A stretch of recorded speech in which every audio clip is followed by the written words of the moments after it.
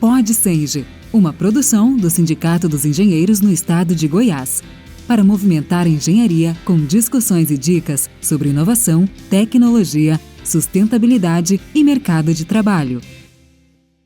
Está no ar mais um episódio do Pod Senge, o podcast do Sindicato dos Engenheiros, que é patrocinado pelo Conselho Regional de Engenharia e Agronomia do Estado de Goiás. Eu sou Lamartine Moreira, engenheiro civil, engenheiro agrícola, engenheiro de segurança do trabalho.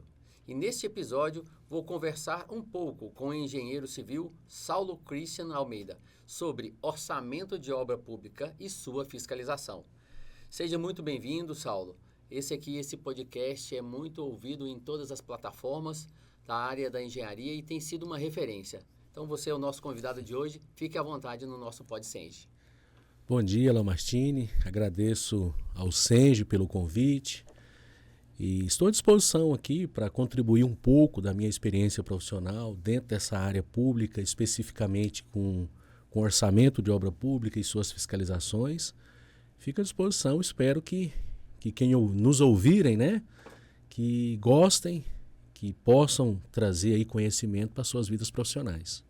Com certeza, o bate-papo será muito interessante e fique por aí que as perguntas são de arrochar o Saulo, hein? Vamos lá, Saulo. Bora! Qual é o processo de elaboração do orçamento para uma obra pública? E quais são os principais componentes que devem ser incluídos? Pois bem, Lamartine, depois de levantadas as demandas principais que aquele ente público precisa, aí a gente vai buscar a questão das etapas que compõem isso aí. Os custos diretos, os custos indiretos, os diretos, por exemplo, mão de obra, material, equipamento, que compõem a composição de um serviço. Depois a parte indireta, a questão de tributação, de impostos municipais, estaduais, federais, que eu vou criar todo o arcabouço que compõe esse orçamento, depois gerar quantitativos de custo, buscar os bancos de referência de preços que nós temos para orçamentação pública. E esses principais componentes, um orçamento sintético, um cronograma físico-financeiro, uma curva ABC para mostrar um planejamento mais rigoroso daquele orçamento. Então, basicamente, seria isso aí. Você falando aí de curva ABC, resumido em poucas palavras, o que seria isso para o nosso ouvinte entender um pouco melhor? Boa pergunta. Porque nós vamos discutindo aqui, nós que somos técnicos, estamos mais tempo na estrada, às vezes é muito simples, mas para o nosso ouvinte que às vezes está começando agora, que quer realmente pegar esse podcast para ser trilhado como uma orientação, o que seria a curva ABC? Excelente pergunta, Quando se trata de orçamento, o orçamento ele estima ali, com riquezas de detalhe, o que você vai gastar na sua obra, no seu objeto. E a curva ABC, ele te dá uma referência dos impactos financeiros que cada etapa construtiva tem dentro do seu orçamento. Os itens de maior relevância financeira, e técnica também, para que com aquilo ali você possa tomar decisões durante a execução da sua obra. Então, basicamente, a curva ABC é um instrumento de gestão de execução de obra. Entendi. Poderia falar que são quantitativos de um maior número ou técnico ou financeiro de ordem decrescente de valores. Isso mesmo. Perfeito. Bacana.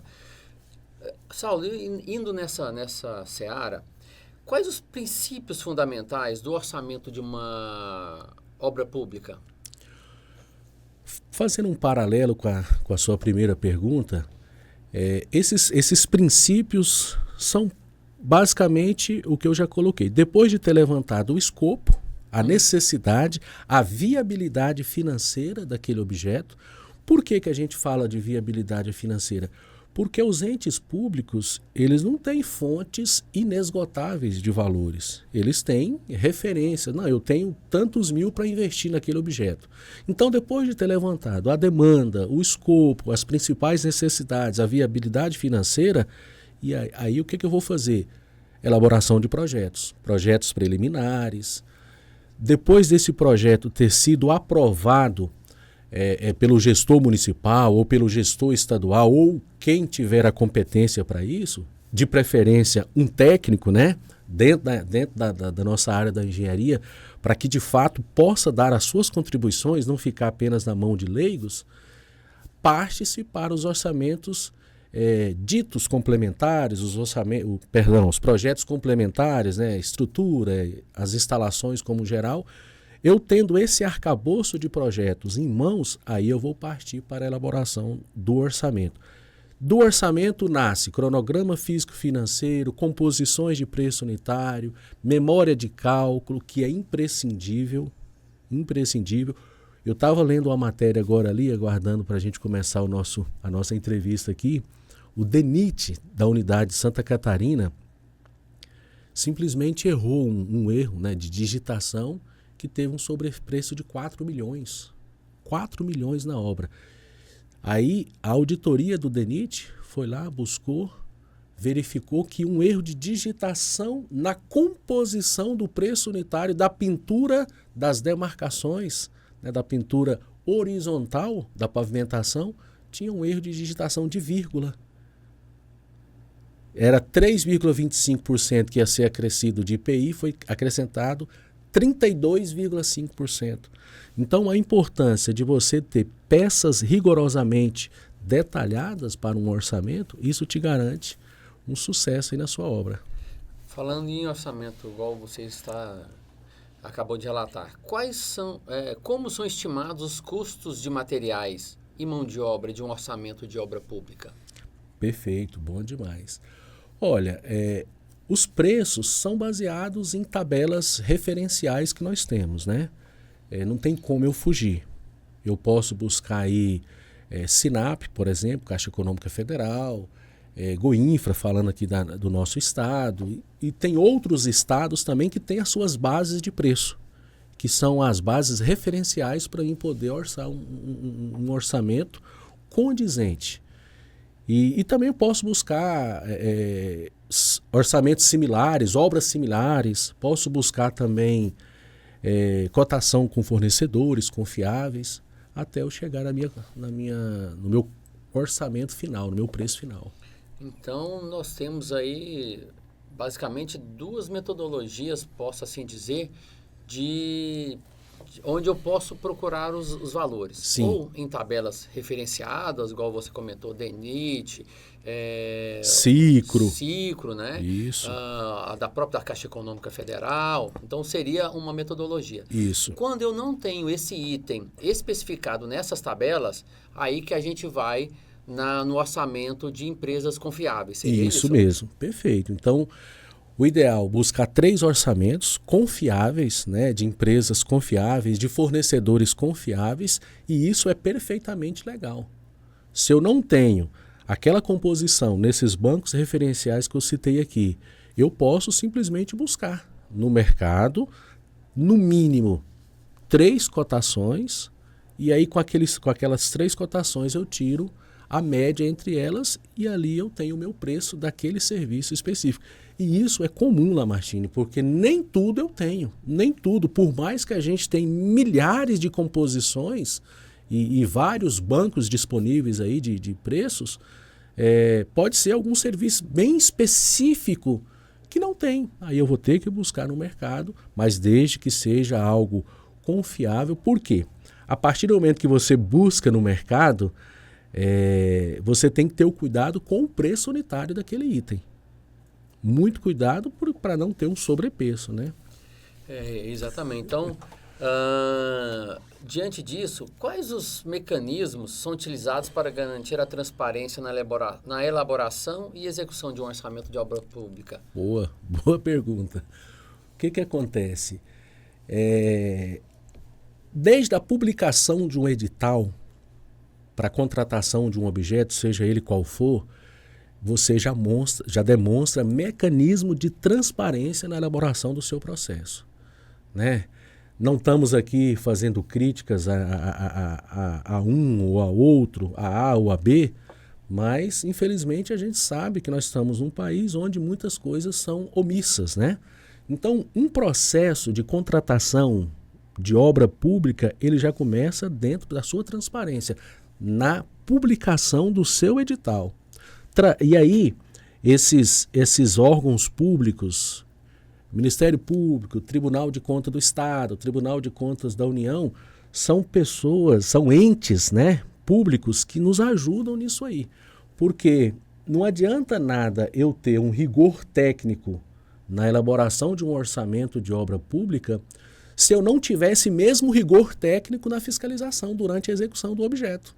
Ou seja, tudo aquilo que foi planejado, uma publicação coerente, transparente, em jornais de grande circulação, mural daquela prefeitura, daquela secretaria, enfim, onde é que for, da elaboração final de tudo, e se eu não tiver uma fiscalização efetiva para que tudo aquilo aconteça. Então, os tribunais têm que estar junto conosco.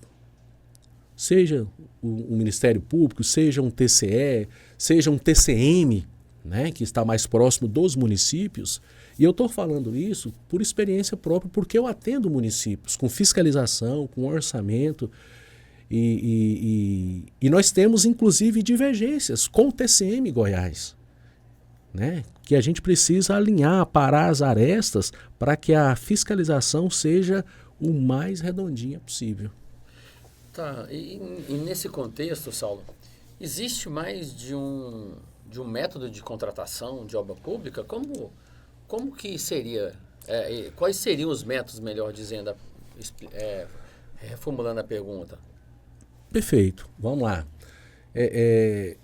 Tudo é via licitação, né? Aí nós temos dentro, por exemplo, hoje a lei de licitação pública que rege todo o arcabouço de contratação pública, né, que é a 14.133/2021, que foi substituída pela 8.666 de 1993, que estava aí há um longo ano, né, há longos anos em vigor, coloca aí concorrência, tomada de preço, dispensas, e aí cada uma tem as suas especificidades. Concurso, leilão, então são várias maneiras de você fazer essa contratação. Concorrência pública, se é um objeto de grande complexidade, se é um objeto que tem um valor financeiro bem expressivo, e isso tudo vai compondo a melhor modalidade de contratação. Boa. Você tinha comentado agora há pouco sobre fiscalização. Qual que é o papel da fiscalização na gestão de obra pública? Eu acho que é tudo, né, Lamartine? Se a gente não tem essa fiscalização efetiva, de fato, e principalmente, imparcial e ética, é muito difícil dar certo. Porque as empresas que se dispõem a prestar serviço para entes públicos, não cabe a mim fazer julgamentos, mas já traz, né, no seu arcabouço que obra pública ela pode ser feita de qualquer maneira, de qualquer jeito. Por quê? Porque não tem uma fiscalização efetiva como deveria ter. Mas a partir do momento que essa fiscalização ela é imparcial e, de fato, cumpre o seu papel, porque um fiscal de obra, Lamartine, ele pode responder criminalmente, administrativamente, aí se falando de uma empresa, ficar impedida de contratar com aquele município ou com aquele estado, a depender da gravidade do que foi. Então, eu vejo que o papel da fiscalização em obras públicas é tudo. É a alma do processo. Porque não adianta nada eu ter ali, no nascedouro do processo licitatório, todo o rigor técnico, todas as peças técnicas, riquezas de detalhes, orçamento muito bem detalhado, chegando quase próximo ao real. Porque, por exemplo, se eu tenho todas as peças técnicas gráficas, o meu orçamento ele pode variar, segundo estudiosos, mais ou menos 5%. É a margem de erro. Se eu tenho todas as peças técnicas. a saber, né, projetos, sondagem do terreno, enfim, tudo que compõe lá aquele arcabouço. Eu posso errar mais ou menos 5%. Então, se eu não tiver o complemento disso aqui tudo, que é a fiscalização efetiva, é o que vai acontecer. Recentemente, o Tribunal de Contas da União fez um levantamento a nível de Brasil, Lamartine, e nós temos estimado 8.500 obras paradas. Aí foram buscar os principais motivos. Erros de projetos, que consequentemente tem erros de planilha orçamentária, que consequentemente a fiscalização também está falhando. Quase 8.500 obras paradas a nível de Brasil. Obras públicas, de todas as esferas, não só federal. Quem levantou foi o TCU. Isso está no site do TCU. São dados reais do TCU. Está lá em todas as esferas, municipal, estadual e federal. É muita coisa. É muita coisa e a população, a sociedade, de uma forma geral, que sai prejudicada, porque essas obras é para a coletividade. E o dinheiro público sendo gasto e depois não sendo efetivado, porque cada obra dessa, quando ela é paralisada no meio, a sua retomada, o prejuízo é muito grande. Não é isso? Perfeito. Eu tô com um processo que eu entreguei ontem, né? Uma equipe que a gente trabalha para uma prefeitura próxima aqui de nós, a 90 quilômetros aqui de nós. E é uma escola padrão FNDE, com uma sala de aula. E o orçamento inicial dela estava lá em 329 mil. E teve uma empresa que ganhou, começou a obra, não conseguiu terminar a obra, houve o distrato unilateralmente pela administração municipal, essa empresa vai ser penalizada, e aí eu fiquei incumbido de fazer o novo levantamento para terminar a obra. Uhum. Só para você ter noção, ficou em 239 mil. E o valor total era 329, ou seja, vai ficar mais caro. Porque eu estou trazendo preços atualizados. Isso eu não mudei nada, não acrescentei nada do que estava previsto inicialmente. Só atualizei valores, que é o correto, porque eu tenho que fazer um novo certame. E com certeza o que já foi pago também, teoricamente, é uma cifra considerável. Com certeza. Foram 4 medições nesse processo. Já estava com, se eu não me engano, 40 e poucos % de execução. Faltando aí 60 mais ou menos. E se eu pego 239 agora para 329 que era, você vê que a diferença é pouca, não bate. Porque eu atualizei valores, vi algumas distorções. Então, assim, obra parada, ela é custo, ela é retrabalho. No final, ela vai ficar muito mais cara do que no início. Isso é fato. E como que a fiscalização pode ajudar? Que a gente sabe que isso depende de cada empresa, né? A quantidade de profissionais, operários para a execução dos serviços. Como que a fiscalização pode ajudar na qualidade e no cumprimento do cronograma? Excelente pergunta. Com relatórios diários, né, para fazer cumprir prazo, ou seja, prazo e financeiro tem que andar junto. Não adianta eu fazer um cronograma que é uma ferramenta de planejamento e a fiscalização não seguir. Então, através de relatórios, hoje nós temos ferramentas computacionais, softwares de gestão de obra, nós temos o IA, inteligência artificial, que nos ajuda nesse monitoramento diário. Então, hoje, assim, são várias ferramentas, Lamartine, que nós temos no mercado que nos ajuda nesse processo de fiscalização. Não só presente o fiscal na obra. Isso é fundamental, é intrínseco ao fiscal de obra. Estar presente na sua obra constantemente, monta ali um processo de visitas técnicas que ele tem que estar naquela obra, mas nós temos outros mecanismos, igual eu estou te falando, softwares computacionais, inteligência artificial que está aí, não tem volta, que pode nos ajudar, sistema de gestão de obra. Então, são várias ferramentas Tá, voltando um pouco na parte do orçamento, Saulo, a gente sabe que pode ter várias, aliás, as variações de preço podem ocorrer entre preços uma distorção muito grande. Como que são monitoradas as variações entre o orçamento previsto e o custo real das obras? Boa pergunta também, né? Você está só com perguntas Rapaz, preparei, estudei, né? Viu? Tô aqui, não brinca não. O que acontece, Lamartine? A presença não só virtual, né, do nosso fiscal na obra, mas sim presencial, ela traz essa segurança. E talvez pegando um pouco da sua pergunta anterior, esse mecanismo para mim verificar o que foi orçado com o que de fato, se tem alguma distorção, é na prática. São com os relatórios diários, né, fazendo comparações com obras similares que já foram executadas, e aí eu começo a comparar preços. Claro, uma obra que já foi executada, ela já foi orçada lá atrás, mas eu tenho referências, obras similares, eu tenho referências de parâmetros técnicos, financeiros, né, que vai me dar base para mim fazer essas comparações, se está tendo essa distorção mesmo. E acontece, Lamartine, isso com bastante frequência.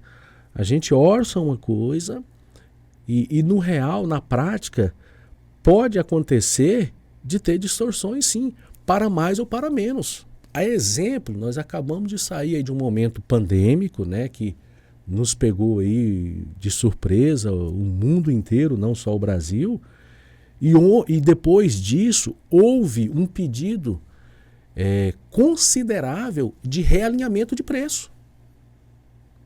Porque durante a pandemia aquele insumo era um valor, pós-pandemia já era outro, então houve inúmeros pedidos de realinhamento de preço por causa dessas distorções dos insumos, principalmente na parte de pavimentação asfáltica. A gente teve muito isso e os entes públicos não tinham muito o que fazer, porque realmente foi algo pego de surpresa. Começou a faltar matéria-prima no mercado, porque as indústrias tiveram que parar de produzir. Por quê? Porque os operários não poderiam estar presentes. Foram vários fatores aí. Saulo, então, o nosso ouvinte espectador que está aí de ouvido atento às suas orientações, eu vou dar um exemplo. Eu sou dono de uma construtora. Peguei uma obra pública. Como que eu faço para solicitar esse realinhamento? Porque eu não sou da área, assim, por onde eu começo? Certo.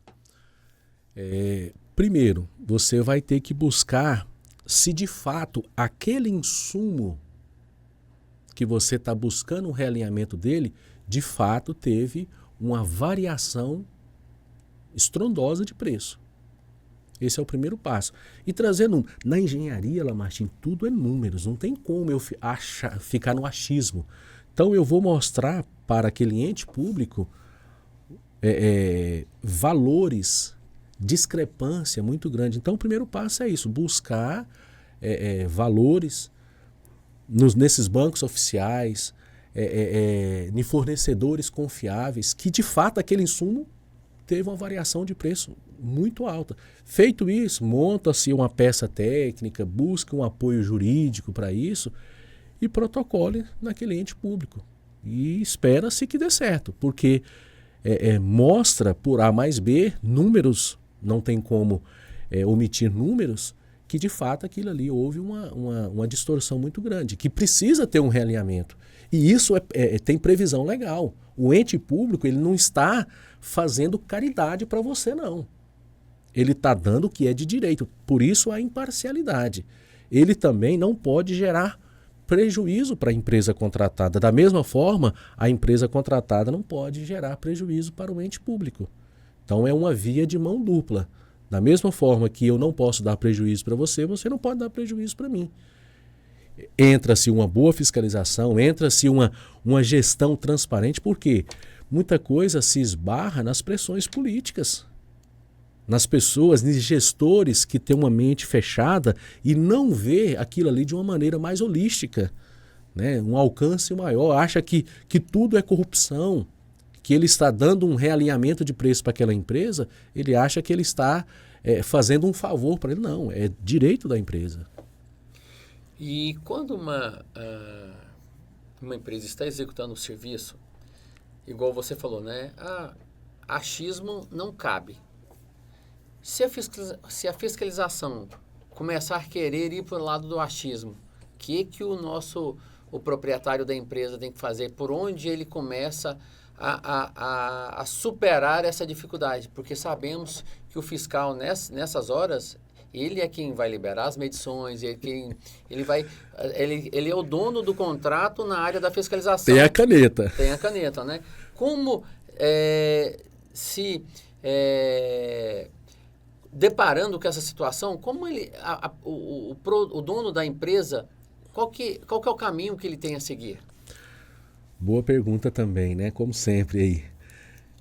Eu acredito o seguinte, Lamartine, falando da minha experiência de fiscalização de obra pública, uma dica que eu daria: primeiro, sempre vá pela parte administrativa, tente ter uma conversa com aquele fiscal, tente entender os reais motivos que aquele fiscal está gerando aquele contratempo com a empresa. Então, busque de todas as maneiras possíveis ali sanar entre o agente fiscalizador e a empresa contratada.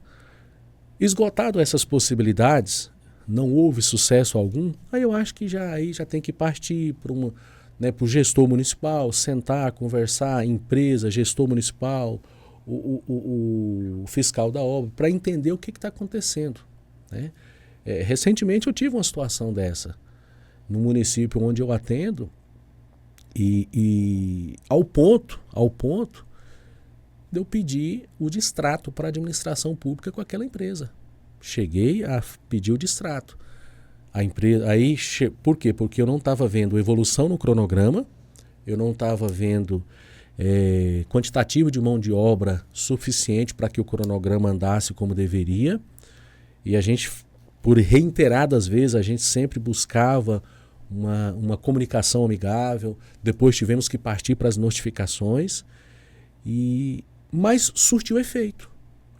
A empresa entendeu, aí tivemos uma reunião, eu, a contratada e o contratante, que é o ente público, e a contratada entendeu ao ponto de concluir a obra de maneira satisfatória, de ganhar outros certames licitatórios na cidade, e eu estou lá fiscalizando essa contratada. Então, assim, eu acho que antes de partir para esferas judiciais, gastar com rios de dinheiro, uma boa conversa sempre resolve muita coisa. Só que tem um detalhe: na administração pública, nada pode ser tratado de maneira verbal. Sempre tem que estar escrito. Então, uma notificação, muitas das vezes, não é que eu estou penalizando a contratada. Eu estou me resguardando quanto fiscal também. Estou resguardando ela, porque eu estou dando ela o direito de resposta. Ela pode responder a minha notificação. Não é bem isso. Então, é nessa linha aí. Tá, então, de forma mais simplificada, quais seriam as responsabilidades da fiscalização na obra pública? São... Boa pergunta, né? São inúmeras, né? Desde o cumprimento do cronograma, né? Do tipo de material que está sendo empregado na obra, como nós já falamos aqui.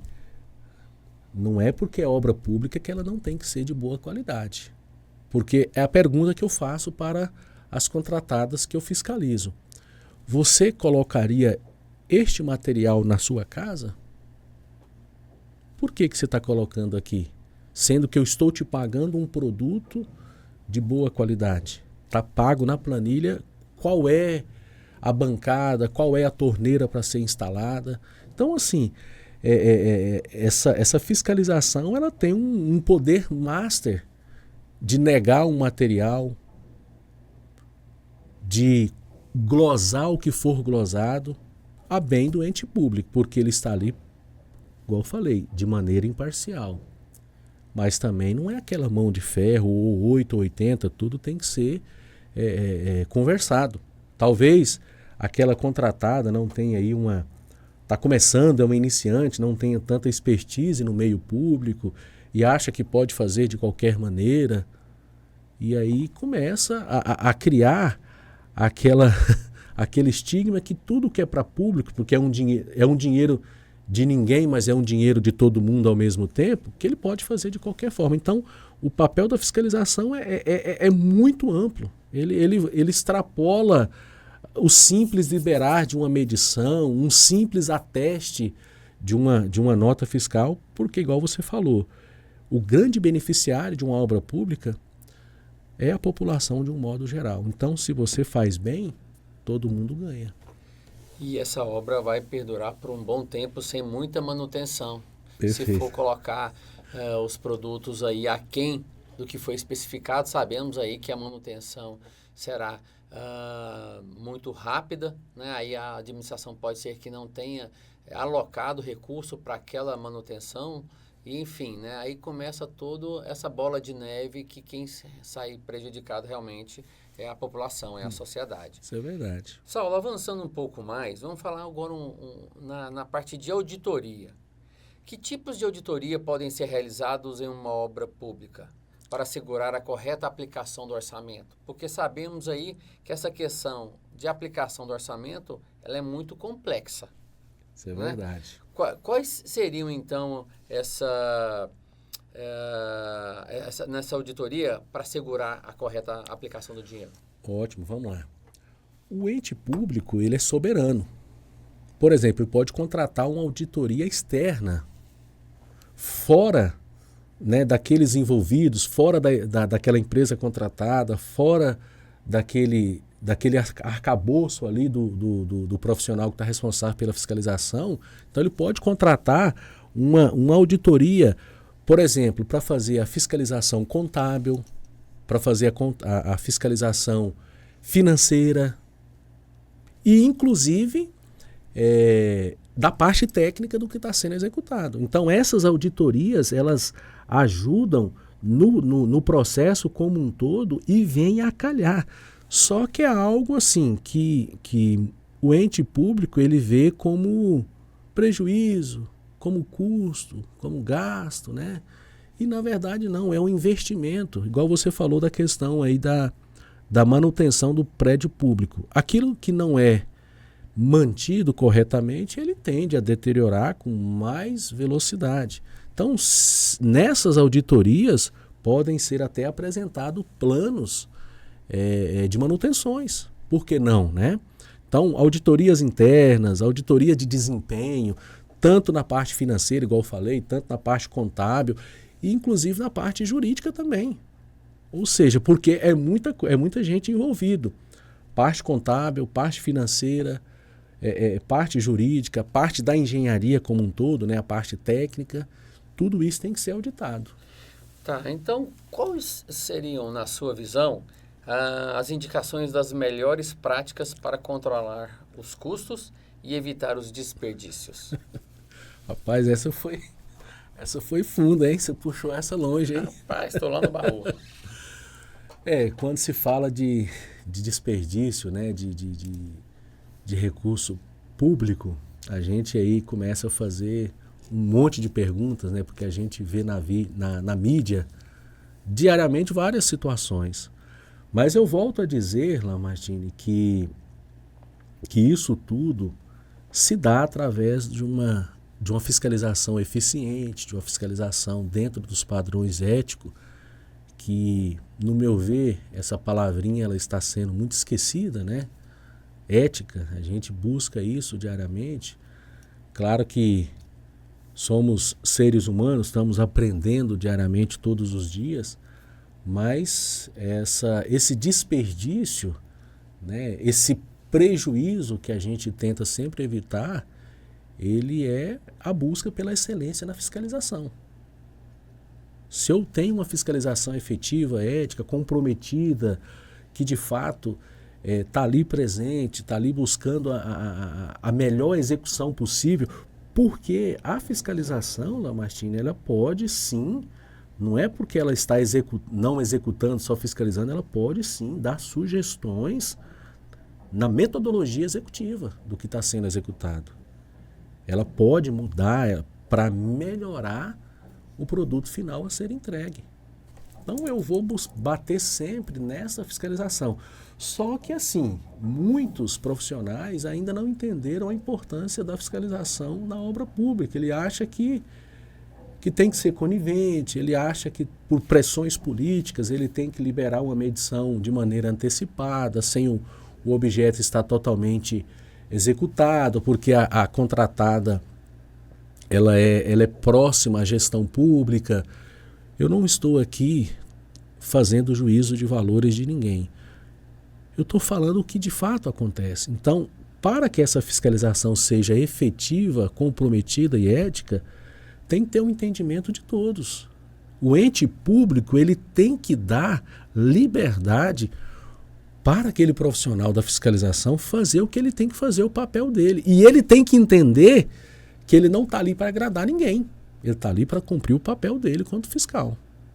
Tá, então, indo nessa linha, como aprimorar a transparência e a prestação de conta na fiscalização? Boa. Através dos portais de transparência. Hoje nós temos aí, igual eu falei, softwares, ferramentas computacionais que ajudam nisso aí. Então, são maneiras, são plataformas que nós temos aí para diminuir essas discrepâncias, né, que nós temos. Você falando em plataforma, como a tecnologia pode ser utilizada para melhorar a fiscalização e controle dos orçamentos? Boa. Por exemplo, hoje o governo federal lançou aí recentemente uma plataforma, inclusive eu tive até presente, representando o CREA Goiás nesse evento, foi 2022, se eu não me engano, Construa Brasil, um portal onde já pretende, por exemplo, implantar o BIM nas obras públicas. Por que não? Se já tá dando certo na iniciativa privada, por que não trazer? Então já existe uma iniciativa do poder público de trazer ferramentas computacionais que melhore a fiscalização e o controle, principalmente a transparência nos orçamentos de obra pública. Então, sistemas com coordenadas geográficas, né? o SIG, se eu não me engano, drones. Hoje nós temos drones, ferramentas que nos ajudam a fazer inspeção predial, locais que o fiscal, talvez até por questão de segurança, né, não consegue chegar. Então um drone já pode fazer, né, esse mapeamento e ele ter uma noção melhor. Então nós temos aí uma infinidade de ferramentas computacionais que nos ajudam a melhorar essa questão do controle e da transparência. Porque numa fiscalização dessa, você pode apontar manifestações patológicas, possíveis anomalias, que isso vai dar ponto, né, de parâmetros aí para tomadas de decisão. Bacana, né? Porque essa questão de você observar e atentar às manifestações patológicas, né, e a manutenção nos prédios e obras públicas de uma forma geral, isso é muito importante, porque quanto maior o tempo sem essa manutenção, mais caro fica. E nem sempre o dinheiro alocado vai dar para reparar de fato o que precisa ser reparado. Perfeito. Eles vão fazer só o passar o batom que a turma fala. Isso. E só fazendo um paralelo aí para você entender, existe um grupo de estudos que a gente faz parte para tentar trazer uma normativa, porque hoje se cobrado a manutenção periódica de um elevador, de um edifício, o sistema de combate a incêndio, o sistema SPDA, então isso é cobrado de um edifício residencial, por exemplo. Todos os anos, eu imagino que a fiscalização do CREA Goiás, onde nós estamos, vai lá, solicita essa documentação, passa ali um checklist. E por que não fazer isso nos prédios públicos? Então já existe uma discussão a nível nacional, Lamartine, de trazer isso para os prédios públicos, porque isso é uma maneira de economizar. Então, se eu já tenho ali um mapeamento, através das minhas vistorias periódicas, de possíveis manifestações patológicas que irão surgir. Então, se eu já tenho aquilo ali mapeado, por que eu não já ataco aquilo de imediato, resolvo o que preciso resolver, sem que aquilo ali torne-se financeiramente muito maior? Então, já existe um estudo nacional para isso. Isso é muito importante.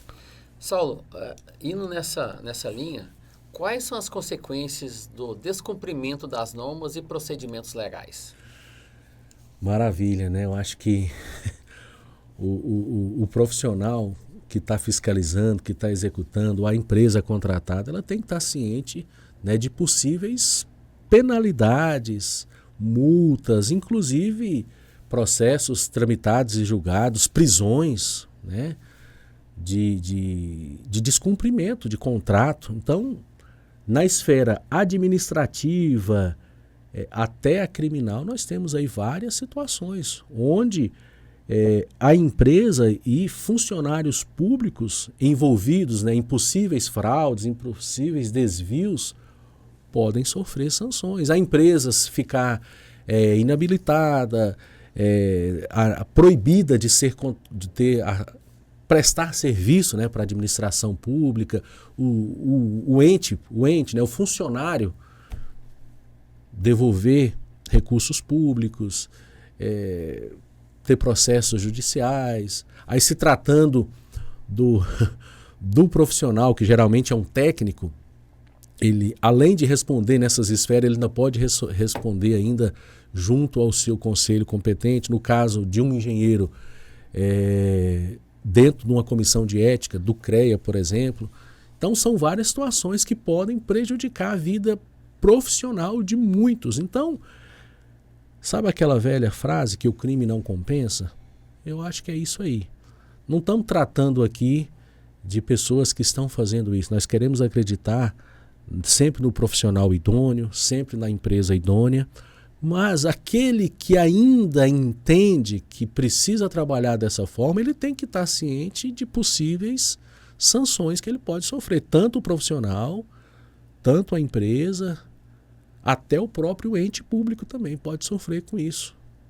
Tá, e nessas disputas aí que você comentou, deu uma visão geral para quem está nos escutando, porque isso é muito importante saber o que você pode fazer e em qual etapa do serviço.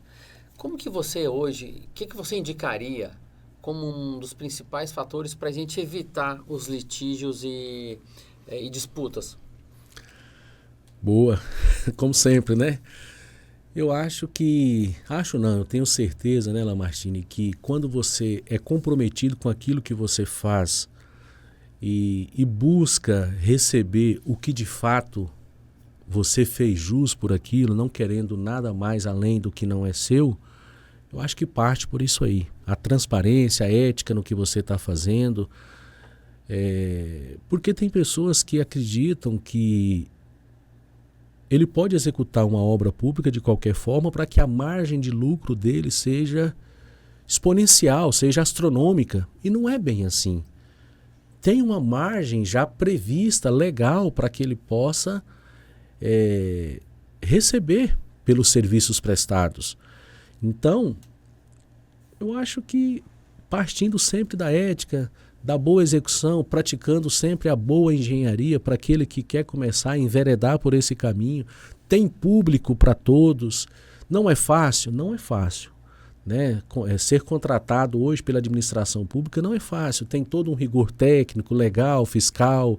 Você tem um custo com isso para você manter a sua empresa com as certidões de maneira sempre com data válida, sempre legais, mas partindo sempre do princípio que a ética profissional é o que vai prevalecer em tudo. Tá, voltando ali, já caminhando agora para a nossa parte final, Saulo, que eu já? acho que... Passou rápido demais, tem hein? quase uma hora que nós estamos aqui batendo esse bate-papo, mas é que como o assunto é muito denso, né, fica muitas informações aí. Muitas lacunas, né? Lacunas, e que precisam ser dirimidas. Claro. Né? E se o nosso ouvinte e telespectador estiver com dúvida, o e-mail aqui para o Senge, Claro. que nós teremos a maior vontade em respondê-lo para que não realmente esse conteúdo que nós estamos produzindo em vários episódios seja de fato algo que vai agregar na vida do profissional, na vida do dono da empresa, que é um engenheiro legalmente habilitado, porque sabemos das responsabilidades de todos, né? E queremos que essas responsabilidades preservem de fato a sociedade onde que nós estamos inseridos, porque às vezes nós estamos morando numa obra construída por alguém, né, que pode não ser leigo. Qual que é a garantia da gente ficar debaixo daquele teto? Perfeito. Assim como, qual que é a garantia da gente estar andando numa rodovia se não for construída por realmente pessoas que conhecem, que entendem, que estudaram para isso? Estaremos sempre em risco. Então, Claro. é isso que esses episódios aqui do PodSend faz com que discutimos mais determinados assuntos, movimentamos todo a nossa classe da engenharia, discutimos e mostramos para a sociedade o quanto a engenharia é importante para nós, né? Para a Claro. nossa vida enquanto morador de uma cidade e pertencente a uma sociedade. Perfeito. Eu acho que isso é muito importante. Ótimas considerações. Então, vamos lá. Quais que são os principais desafios encontrados na fiscalização da obra pública e como eles podem ser superados? A gente já falou de vários isso, mas eu estou reforçando isso porque eu entendo que a fiscalização ela é crucial no acompanhamento das obras e tanto o fiscal precisa saber o papel dele como a empresa. Então, por isso que às vezes a gente vai lá, fala de vários assuntos, volta nesse assunto que eu acho que ele é pertinente e o nosso ouvinte aí precisa estar atento de como proceder nessas horas. Lamartine, eu acredito o seguinte, desafios, né, são muitos. Desde a complexidade de um projeto, de pressões políticas, né, que o fiscal ele vai ter que saber lidar, de resistências do gestor público que tem ali uma cabecinha muito fechada, que ele acha que tudo é corrupção, que tudo está sendo feito para beneficiar a empresa A ou a empresa B. Então, os principais desafios é isso, pressões políticas, falta de conhecimento técnico mesmo por parte daquele gestor. Por isso que hoje o gestor, alguns, né, estão preocupados em contratar equipes técnicas de fora do seu corpo técnico efetivo, por exemplo, para que dê suporte, para que dê essa segurança para ele. Mas mesmo assim a gente ainda tem gestores que não entendem, faz essas pressões políticas. Então, no meu ver, os principais desafios são esses. E a questão dos serem superados, né, eu acho que através aí de formações contínuas, porque esse profissional ele tem que entender, esse profissional que vai lidar com a fiscalização de obra pública, ele tem que entender o seguinte, ele tem que estar apto a mudanças, entender o papel dos órgãos controladores, não achar que são vilões da história, um TCM, um TCE, um TCU, pelo contrário, são parceiros nesse processo, e a formação contínua desse profissional, porque senão ele vai ficar para trás. Porque a fiscalização, ela também é dinâmica e ele precisa se adequar a determinadas situações. Não é aquele mão de ferro que chega, que manda, que grita, que ordena, que manda fazer, não, pelo contrário. Tudo é conversado, tudo é direcionado, tudo é negociado, de maneira que o objeto que está sendo executado saia da melhor forma possível. Bacana. E indo nessa tendência, para você, como vamos caminhar? Qual é a tendência e as inovações em orçamentos e fiscalização de obras públicas? Maravilha. Olha, a tendência hoje do orçamento é cada dia mais sair, se assim, né, ou não tiver os entraves que a gente sabe que existem, é sair mais condizentes. Por quê? Cada dia mais as ferramentas computacionais, elas estão presentes no dia a dia da engenharia. E a gente tem que buscar isso aí, o profissional tem que buscar isso. Porque hoje, por exemplo, com todo respeito ao colega orçamentista que faz de maneira manual, um orçamento, numa tabela Excel, com todo respeito, mas nós já temos ferramentas computacionais hoje, né, que a gente gera orçamentos em questões de minutos, de horas, a depender do tamanho do objeto e com riqueza de detalhes. Então, o profissional tem que estar atento a isso aí. Então, e isso vai impactar depois lá na contratação. Porque se eu faço um orçamento com rigor técnico, de detalhamento, né, com peças técnicas confiáveis, a tendência é eu fazer uma boa contratação. Desde que eu tenha as exigências técnicas cabíveis para aquele processo, que aquela contratada satisfaça os interesses públicos, porque assim, todos os dias surgem empresas de engenharia querendo prestar serviço para entes públicos.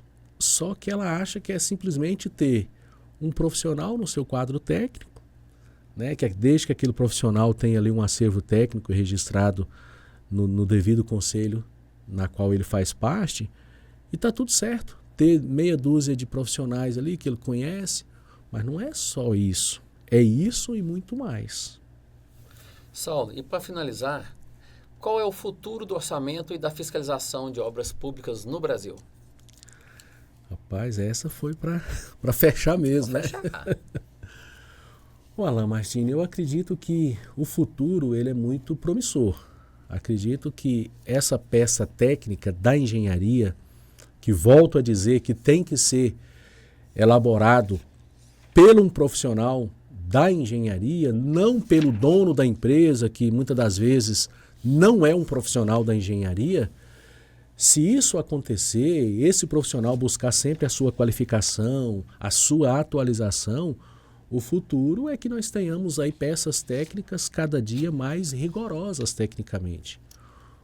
E isso diminui possíveis desvios, possíveis contratações não idôneas, né? Então, o futuro vai depender mais do profissional para ter uma peça com rigor técnico muito forte, ou seja, não é um orçamento superfaturado e também subfaturado, não é isso.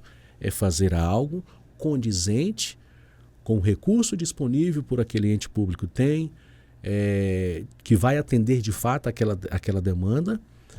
Então, assim, depende mais do profissional. Então, eu vejo que o futuro depende deste profissional.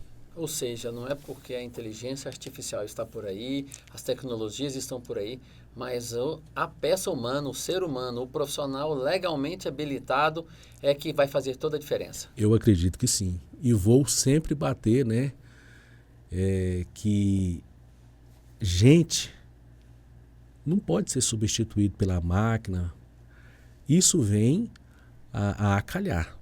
Isso vem a nos ajudar, isso vem a dinamizar o nosso trabalho, vem a contribuir. Eu não sou contra as tecnologias, os IAs da vida, não, pelo contrário, eu uso isso a meu favor. Mas eu acredito sim que sempre tem que ter o profissional da engenharia para que faça, depois de um software ter gerado ali um cálculo de uma estrutura, que tenha aquele profissional para fazer aquele refinamento, né? Fazer aquela apuração para ver se de fato aquelas cargas estão condizentes, se aquele orçamento que aquela ferramenta computacional te deu, se está condizente ou se ele está muito fora da realidade. Então, eu acredito sim no profissional. Muitos falam que são profissões que vão deixar de existir. Eu acredito que não. Pelo contrário, nós temos que adequar, trazer a tecnologia ao nosso favor e adequar o que o mercado está trazendo. Senão, aí eu fico para trás. Aí realmente, para aquele profissional, a engenharia acabou. Mas para aquele que está buscando, se atualizando, a tendência é o mercado não faltar para ele, viu? Bacana. Agradecemos a presença do engenheiro civil Saulo Christian de Almeida, que falou hoje sobre orçamento de obra pública e sua fiscalização. Saulo, o espaço está aberto aí para suas considerações finais. Foi um prazer esse bate-papo aí, que foi muito enriquecedor. Rapaz, prazer foi todo meu. Ainda mais ser entrevistado pelo nosso atual presidente, né, do Conselho Regional de Engenharia e Agronomia do Estado de Goiás. É uma satisfação imensa poder trazer um pouco da minha vivência. A gente está sempre buscando o melhor até para a gente poder oferecer para os municípios que a gente presta serviço, um serviço de qualidade. Então, os agradecimentos são meus, fica à disposição para dúvidas, para perguntas. Quem nos ouvirem aí, né, nas plataformas digitais da vida, se precisar passarem meu contato, fique à vontade, o Senge está à disposição. Inclusive, de vez em quando, o Senge faz isso aí. Saulo resolve. Né, o nosso secretário aí, o Hélito, sempre passa meu contato. Então, estou à disposição, um agradecimento imensurável e fico sempre à disposição de todos. Isso, agradecer também ao nosso presidente, Gerson Tertuliano, por abrir esse espaço no PodSenge para a gente estar discutindo, falando sobre a engenharia, que eu acho que isso é muito importante. E o presidente Gerson tem realmente abrido as portas para as engenharias e fortalecido cada vez mais. Então, isso é uma oportunidade, né, ímpar de sempre estar discutindo a engenharia dentro da casa da engenharia, que é o Sindicato dos Engenheiros do Estado de Goiás. E eu já faço aí, te atropelando um pouquinho, até um convite para aqueles colegas que não se sentem representados por nenhuma entidade. O Senge está aqui de portas abertas. O nosso presidente, o Gerson Tertuliano, é um aguerrido, né? É um guerreiro, é uma pessoa de um valor inestimável, humano e técnico, que recebe nós com muita delicadeza, com muita educação sempre que estamos aqui. E aquele profissional que tem dúvidas, que não conhecem o sistema, que não teve as devidas informações durante a sua vida acadêmica, o Sindicato dos Engenheiros do Estado de Goiás está à disposição, está de portas abertas, porque na cabeça dele, é mais uma anuidade que eu tenho que pagar, além do CREA, além da anuidade da minha empresa, além da anuidade da minha pessoa física, eu vou para quê? Pelo contrário, isso é cabeça de gente que pensa pequeno. Você estando, né, associado a um sindicato, no caso nosso aqui o Senge, e eu sou filiado ao Senge, primeiro um network que a gente conhece uma gama de profissionais. Eu já fechei vários contratos através do Senge, por indicações. Então, já faço um convite para aqueles colegas, né, recém-formados ou aqueles que já têm um tempo de estrada, que chegue, que venha bater um papo aqui conosco. Exatamente. E outra coisa que às vezes as pessoas não saibam, né, que o Senge tem um apoio dentário, né, tem o odontológico, melhor dizendo, o apoio odontológico, tem um apoio médico aí, né, então assim... Jurídico, né? Jurídico, então fica bem mais em conta você participando da entidade, do Sindicato dos Engenheiros do Estado de Goiás, que você abre várias portas, além do que você falou aí do network. Com certeza. Então é isso. Chegamos ao final de mais um brilhante episódio.